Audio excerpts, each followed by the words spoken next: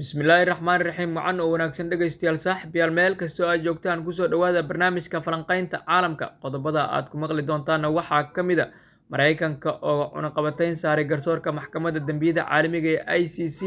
wasiirka arrimaha dibadda ee Ruushka Sergey Lavrov oo eedeyn culus u jeediyey reer Yurub, Shiinaha oo nukliyeerkiisa kordhinaya iyo Maraykanka oo ka digay. Maraykanka waxa uu maanta cunaqabatayn saaray garsoorka maxkamadda dambiyada caalamiga ee ICC sabab la xiriirta dacwad ka dhan ah Netanyahu iyo baaritaanada Israel, iyadoo isla markiiba uu soo dhoweeyey go'aanka Netanyahu. Wasiirka arrimaha dibadda ee Ruushka Sergey Lavrov ayaa maanta ku eedeeyey dalalka reer Yurub inay ku dhaqmayaan siyaasad ay waqti ugu iibinayaan Israel si ay u awooddo in ay wada burburiso dhulka Falastiiniyiinta, isaga oo markaa yiri marka Yurub ugu dambeyn go'aansato inay aqoonsato Falastiiniyiinta, waxaa laga yaabaa in waqtigaas aan waxba ka harin dhulka iyo dadka Falastiin oo la aqoonsado. Shiinaha ayaa si degdeg ah u ballaarinaya awooddiisa nukliyeerka, iyada oo hadda la qiyaasayo inuu haysto ku dhowaad 600 oo madax oo nukliyeer ah, halka uu dhisayo in ka badan 350 gantaal oo cusub. Ballaarintan waxa ay ka mid tahay nidaamyada ridista dhulka, cirka iyo badda, iyada oo la sheegay in Shiinaha hadda leeyahay